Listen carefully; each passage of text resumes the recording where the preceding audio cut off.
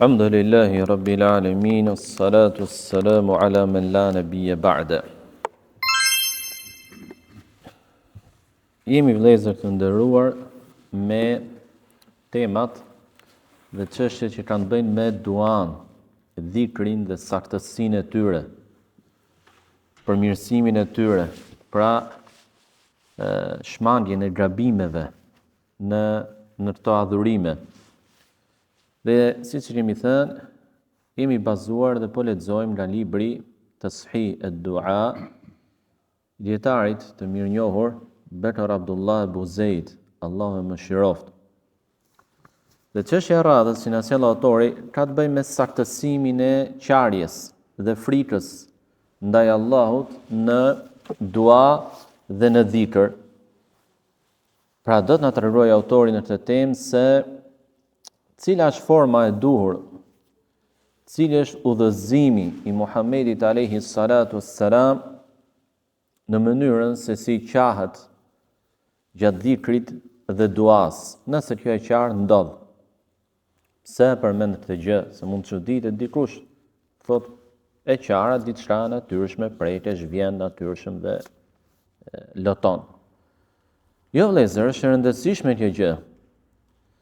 Sepse siç përmend autori, thot, dhe në këtë çështje kanë ndodhur bidate të mëdha, edhe në këtë çështje në mënyrën e qarës. Shejtani, dhe thot, dhe shejtani është tallur dhe ka luajtur me njerëzit. Dhe kanë humbur në këtë gjë shumë njerëz të thjeshtë, pra të paditur. Dëshira e tyre mund të qenë mirë, adhurues, por të paditur për fen dhe i ka deviju shejtani.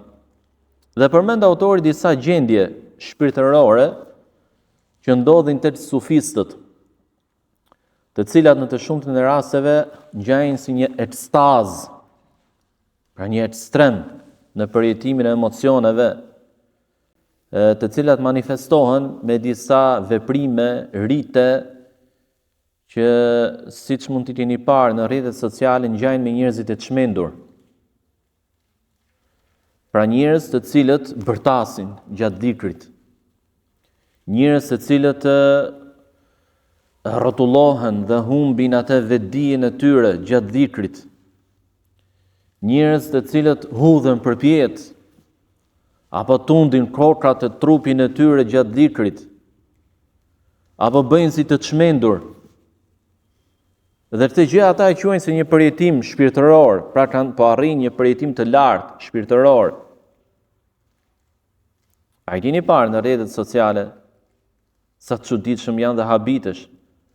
Dhe thu Islami që erdhi për ta ruajtur njeriu nga çmenduria, ndaloi alkoolin, ndaloi çdo gjë që merr mendjen e njeriu dhe pastaj të pretendosh se është për Islamin kjo humbje vetdijes,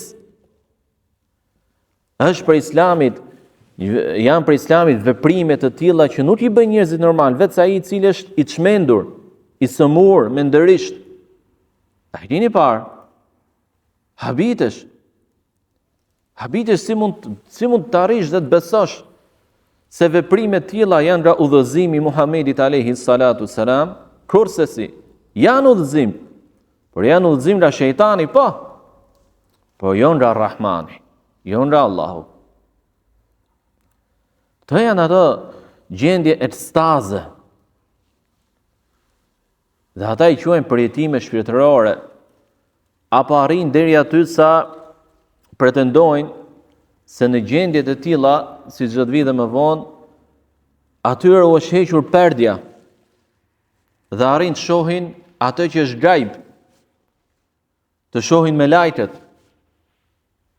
Njëri prej të tillëve, sufizëve të tillë, bashkërohor, në prezencë atyre xhamatit të tij, papritur filloi të i rrotullojë sytë të buzëqesh, si po shifte me lajket, jepte idenë atyre se po shifte me lajket dhe ata bërtisnin, se shehu i tyre po shef gajbin tash. Bërtisnin ata. Dhe ai rrotullonte sytë si një veprim, si një njerëz i çmendur. Subhanallah. Prandaj nuk është për të habitur pse dietarët e trajtojnë edhe këtë çështje në mënyrën të qarës në dua dhe në dhikr, edhe pse është e natyrshme, por prapë ka nevojë trajtohet, se kanë dalë të çmendur të tillë, kanë dalë njerëz me të cilët shejtani është tallur dhe i ka devijuar në udhëzimin e Muhamedit alayhis salatu dhe sot janë turma të mëdha njerëzish, janë turma, nuk bëhet fjalë sot për individ. Që në botën islame të përhapur nga njerëzit e tillë, që cilën rrotull dikujt shehut të tyre, ai rri në mes dhe ata rrotullohen rreth tij si ai gomari te rroda e mullirit për të bluajtur. Të njëjtin veprim bëjnë. Ndërkohë që tavafi bëhet vetëm në Kabe dhe jo te shehu. La ilaha illallah. Dhe thot autori, Allahu më shiroft, thot dhe unë do të them për këtë çështje thot diçka të përgjithshme që është e ligjësuar dhe është në shariatin ton për sa i përket gjendjes gjatë dëgjimit të Kur'anit apo dhikrit të Allahut të lartësuar, duke tërhequr vërejtjen në të njëjtën kohë thot nga çdo gjë që kundërshton shariatin dhe nuk është e ligjësuar. Edhe sqarimi për më tepër është thot autori në librin e tij,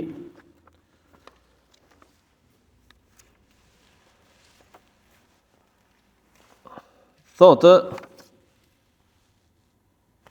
në të dyja shpalljet e nderuara, pra si në Kur'an dhe në Sunet, është përmendur se kur robërit e mirë të Allahut lexojnë ajetet kuranore apo i dëgjojnë, përjetojnë dobi në imanin e tyre. Pra u rritet imani, u forcohet besimi. Përfitojnë hajër të madh, vlerë të çmuar, zbutje të zemrës, afrim tek Allahu, adhurojnë atë Allahun me këtë lexim të Kur'anit, me këtë meditim në ajetet e tij, kuptimin që përfitojnë dhe veprimin sipas Kur'anit.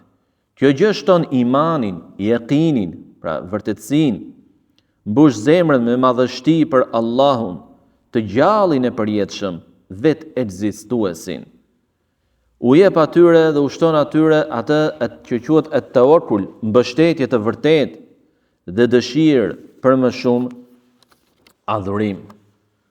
Përveç të saj, ata përjetojnë edhe gjendje të larta shpirtërore si lotimi pa bërtitur, pa bërzë, të qarët, nga shërimi në kraharor, keni parasysh kur njeriu qan dhe përpiqet ta mbajë të qarën nga shërën kraharori i tij, pra sikur nxjerr zë kraharori i tij, për shkak që dëgjohet për shkak të qarjes, dridhje të zemrës që shoqërohet njëkohësisht me qetësim.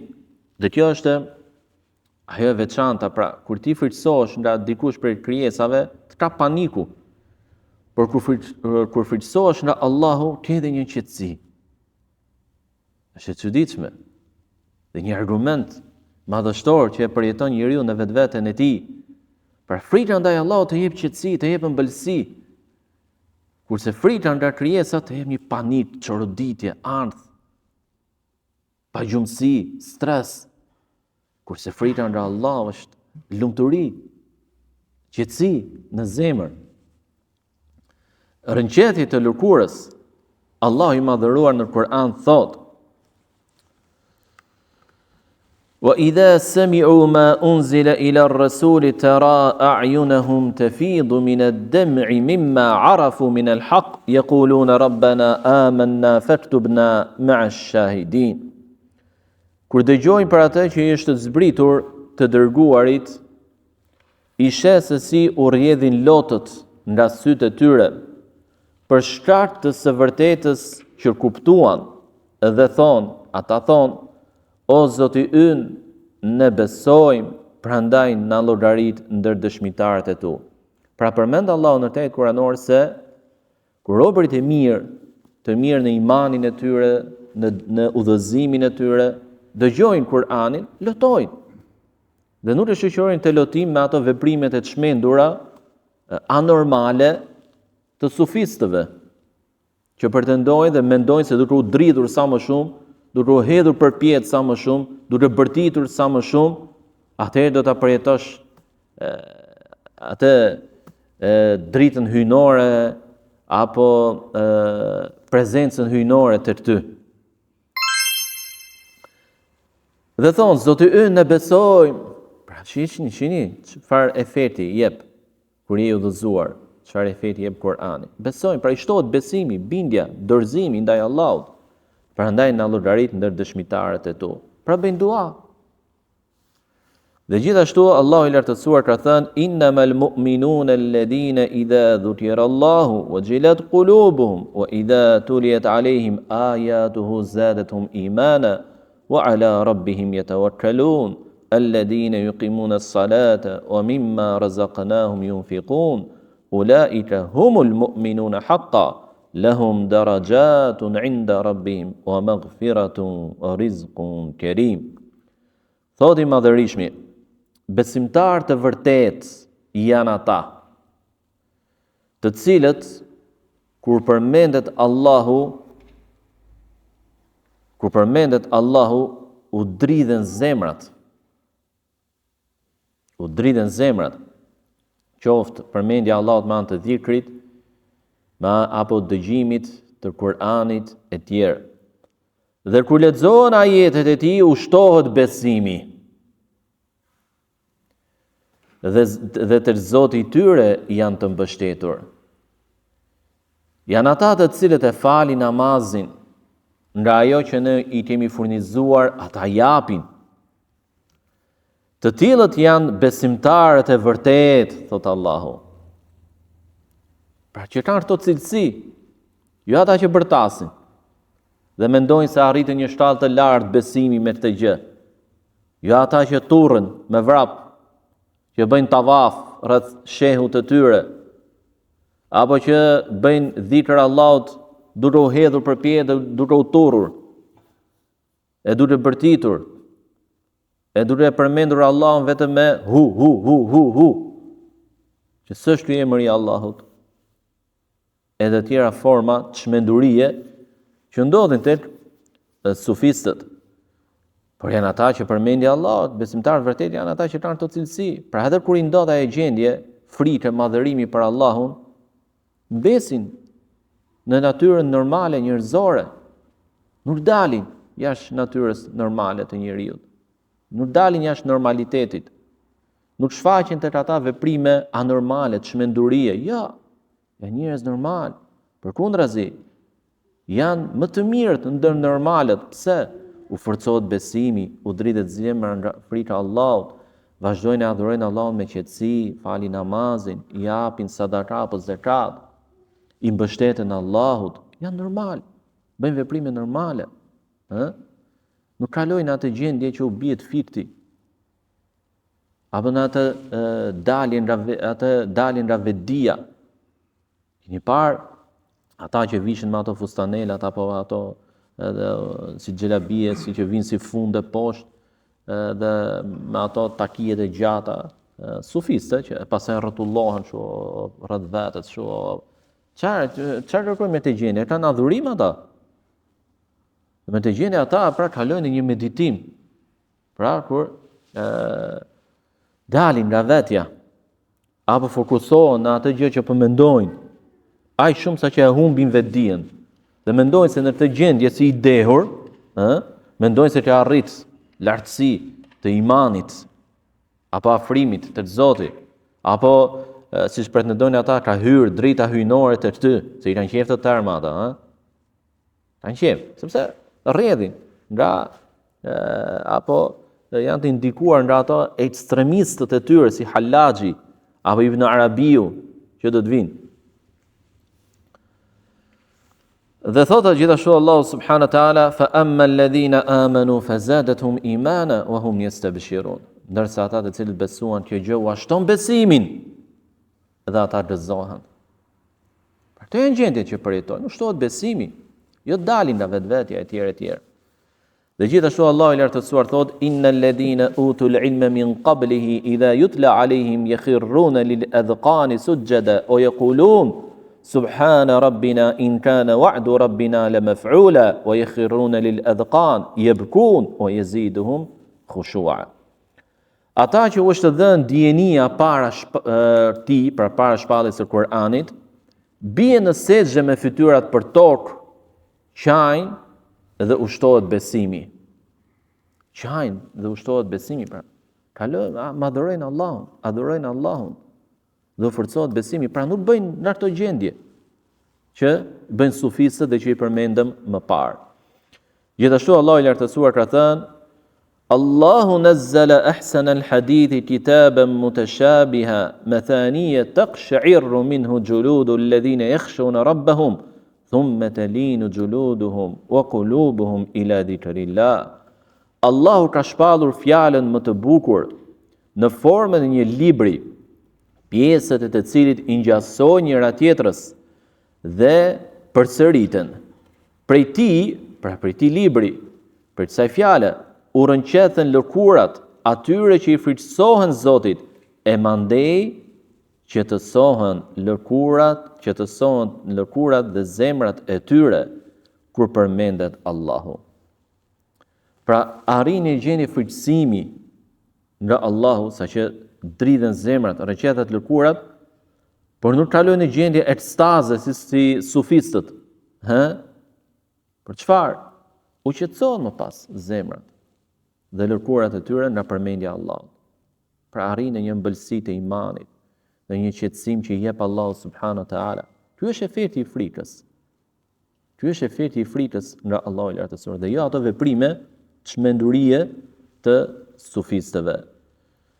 Dhe thot më pas autori, Allahu mëshiroft, se Allahu thot e ka begatuar të dërguarin e tij alayhi salatu wassalam, Muhammedin alayhi salatu wassalam, me këto efekte, me këtë dobi të imanit dhe me të gjendje të lartë shpirtërore, për të krijuar tek ai, pra tek kush, tek Muhamedi alayhi salatu wassalam, një model, një udhëzues në pasimin dhe imitimin e tij, që sa bukur është kjo fjalë.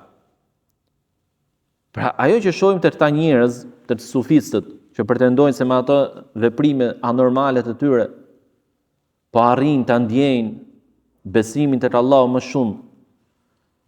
Ai ka bërë diçka të tillë Muhamedi alayhi salatu wassalam, që ishte njeriu që e donte më shumë Allahun, që i frikësoi më shumë Allahut, që e njihte më shumë Allahun, që e adhuronte më shumë Allahun, që shpresonte më shumë tek ai, që besonte më shumë tek ai. Ai ka bërë këto veprime, apo nuk arriti në këtë gjendje të lartë shpirtërore që arritët ju?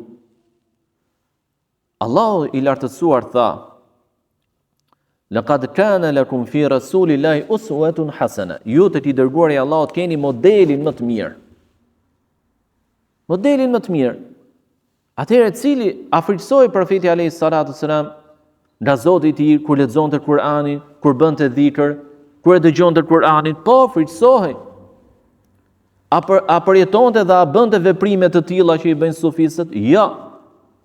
Atëherë nuk janë të prej udhëzimit të Muhamedit alayhi salatu wassalam. Dhe vallai një njeri për shembull, mirë ne që e njohim të vërtetën, po të marrësh një musliman që apo një njeri që sapo ka hyrë në fe dhe të shohë njerëz të tillë, do trembet. Do thotë ç'është kjo fe? Që po më tregohet ti mua. Ç'është kjo fe që njeriu normal e nxjerrta në e bëra anormal? A është kjo fe nga Zoti, a kërkon Zoti nga njerëzit këtë gjë të bëjnë si të çmendur, të humbin vetdijen, të kalojnë si të dehur? Është përmendur, thot autori Allahu mëshiroft, shpesh në sunet se profeti alayhi salatu wasallam kishte zërin më të bukur, leximin më të saktë dhe më të ëmbël të Kur'anit. Kjo për shkak të frikës që ndjente ai për Allahun madhështor. Pra frika për Allahun gjatë leximit të Kur'anit pasqyrohej tek profeti alayhi salatu wasallam në këtë mënyrë, manifestohej në këtë mënyrë. Çfarë? Në një lexim të Kur'anit me meditim.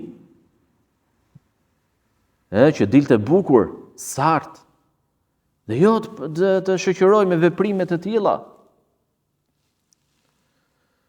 Sa që thot, prandaj leximi i tij dridhte zemrat. Ndikonte tek mushriku sa që ai udhëzoi më pas, kur dëgjonte profetin alayhis salatu wassalam të lexonte Kur'anin me aq përqendrim, me aq meditim, me aq sinqeritet, frikë, përqendrim, madhështi të Allahut, ndikonte në zemrën e tij, zemrën e idhujtarit dhe hynte në Islam. Dhe kur pejgamberi sallallahu alaihi wasallam lexonte Kur'anin apo dëgjonte fjalën e Zotit të tij, ai qante. Dhe gjorësi i tij ngrashërente, gumëzhinte, si tenxheria që vlon. Si tenxheria që vlon. Çu e bën atë? Pra, kjo në këtë mënyrë manifestoi dhe ishte efekti në zemrën e profetit alayhis salatu wassalam. Dhe si autori thotë dhe për cilët në hadith të saktë, muttafaqun alayh, në Abdullah ibn Mas'ud radhiyallahu ta'ala anhu thotë, më tha mua një herë i dërguari i Allahut sallallahu alaihi wasallam, më lexo mua diçka.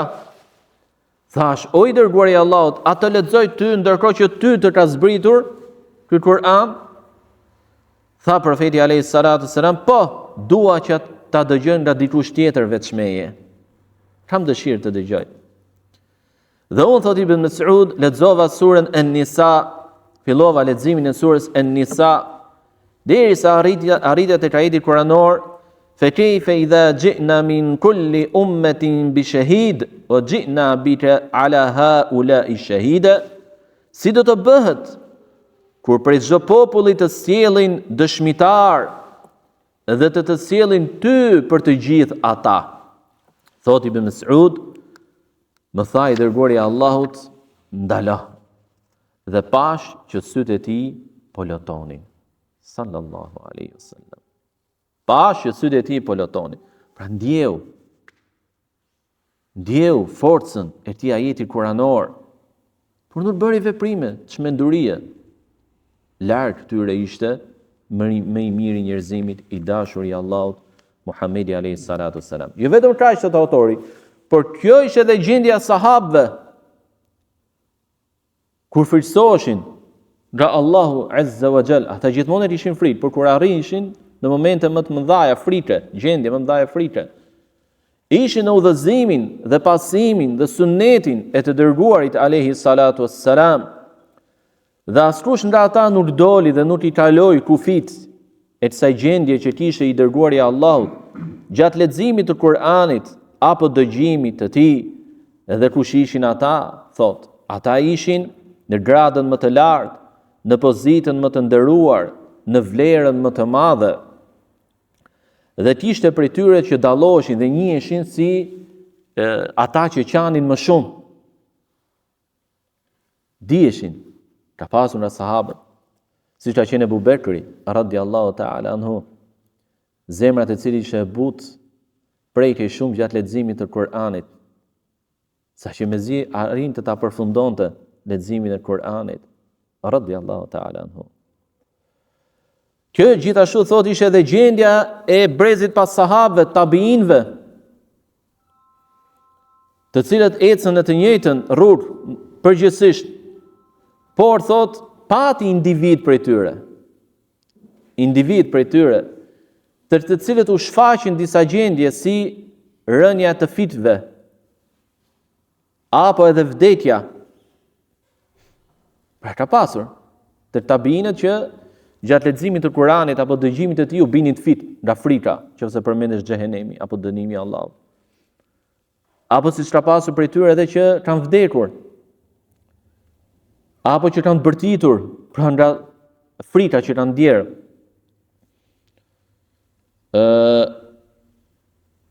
E të tjera gjendje, por kjo nuk i bën ata më të mirë se sahabët. Pse?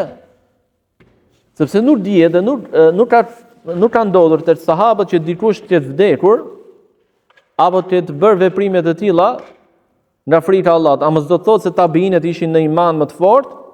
Ja, por sahabët ishin në fen më të plot. Kishin frikë madhe për Allahun, por edhe shpresë të madhe tek ai. Prandaj thot autori, gjendjet e tilla që kanë ndodhur te tabiinët, te disa individ, dhe jo se ishte gjendja e përgjithshme e tabiinëve kjo, individ. Ndodhte për shkak të forcës së tekstit që lexoi apo dëgjoi, edhe dobësisë së lexuesit. Sahabët radiallahu ta'ala anhum kishin edhe shpresën edhe frikën e plot për Allahun, të dyja të barabarta. Kurse tek individ të tillë, tek tabiinët, frika e mundi shpresën dhe ndodhin gjendje të tilla. Dhe jo se janë më të mirë se sahabët, meqë e ndjen më shumë se sahabët radiallahu ta'ala anhum diçka të tillë. Dhe akoma dhe më keq thotë është gjendja atyre që e provokojnë dhe e stimulojnë diçka të tillë. Siç janë ato veprime që bëjnë sufistët. Duke ja dorëzuar vetën në këtë mënyrë armikut të tyre dhe armikut të babait të tyre, Ademit alayhis salam. Dhe përmend autori siç është ajo gjendje që quhet pretendimi i zbritja në meditim rreth një çështje, zhytja në meditim, zhytën në meditim rreth një çështje dhe fokusohen aq shumë tek ajo çështje, saqë më pas mendojnë dhe pretendojnë se ju shfaq. Pra nëse është i zhytur në mendime rreth xhenetit, i shfaqet xheneti, çu pretendon sufisti, jo se i del me të vërtetë gajbi. Apo xhenemit i shfaqet xhenemi, apo me lajkeve i shfaqen me lajket. Dhe thot më pas autori, derisa ka pasur prej tyre që kanë thënë Subhani, i lartësuar jam unë, wa ma fil jubbati illa ana, apo illa Allah, dhe në xhubben time nuk ka tjetër veçse Allahu. Pra, cila është gjendja? Të thënia ka thënë Al-Hallaj. Al-Hallaj ka qenë nga sufistët ekstremistë, i cili thonte në xhubben time nuk ka tjetër veç Zotit, duke pretenduar me këtë se vetja hyjnore, pra Allahu i lartësuar, ishte i bashkuar me të. La ilaha illallah. Dhe bashkëjetonte në trupin e tij, krujt, Hallajit. Duke u bërë kështu një me Zotin. Dhe kjo është ajo që quhet el-ittihad. Pra ai e identifikonte veten e tij me Zotin. Edhe këtë ai nuk e bënte, nuk e shprehte në kuptimin metaforik, se mund të thotë dikush që ka pas kuptim metaforik, jo. Ai besonte se çdo gjë në ekzistencë, se çdo gjë në ekzistencën e tij është vetëm Zoti. Pra çdo mendim, çdo ndjenjë ishte vetëm e Zotit. Pra e përjetonte veten si pjesë të Zotit. Pra njësohej me Zotin. Ky është kufër. Ky është kufër. Që parashut si trinitetin e krishterëve, që thonë Zoti, Ati, thonë u mishërua te biri. Njëtën gjë. Edhe ky Al-Hallaj. Alhamdulillah, Allah e shpërbleft halifes në ato që e ekzekutoi me kërkesë nga dietarët, çështja e tij ishte në gjykat dhe u ekzekutua si zindiq, si kafir. Babai i tij ka qenë fenë me xhuzve. Babai apo xhaxhai i tij ka qenë fenë me xhuzve. Ka qenë pers Al-Hallaji. Pra derisa arrishin në këtë pikë dhe Al-Hallaji arrinte në atë pikë sa i thoshte nxënësve të tij që më bini sejdë mua, sepse tek unë është Zoti. Pra kur mbini mua i tini rënë Zotit. Allahu billah, ashtu Islam. La ilaha illallah. Kjo është kufër. Dhe kur arrin në këtë gjendje, thot autori, ja hiqnin vetes obligimet fetare, pra nuk i kishin më detyrë namazin, agjërimin, adhurimet islame, ja, dhe as nuk ishte më haram për ta. Mund bëni çdo lloj gjunafi dhe s'ishte gjunaf për ta. Dërsa këto adhurime thoshin janë për njerëzit e tjerë, jo për ata që arritën këtë grad.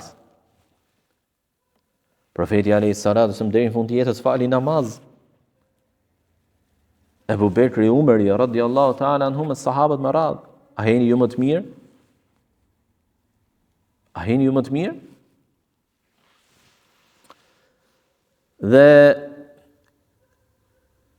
thot më pas autori, prandaj për njeriu e drejtë është që në dhikrin e Allahut, në duan drejtuar atij, t'i përmbahet udhëzimit të Kur'anit edhe Sunnetit, dhe të mos ia dorëzoj veten e tij armikut prej gjindve apo njerëzve, dhe Allahu thot është ai i cili i ruan dhe i mbron robërit e tij të mirë. Kjo është përfundimi i temës. E lutem Allahun e lartësuar të na japi neve përqendrim në fenë e tij, të ecim në udhëzimin e Muhamedit alayhis salatu wassalam dhe të takojmë atë me tauhid dhe me sunnet. Wa subhanakallahumma bihamdik ashhadu an la ilaha illa anta astaghfiruka wa atubu ilayk.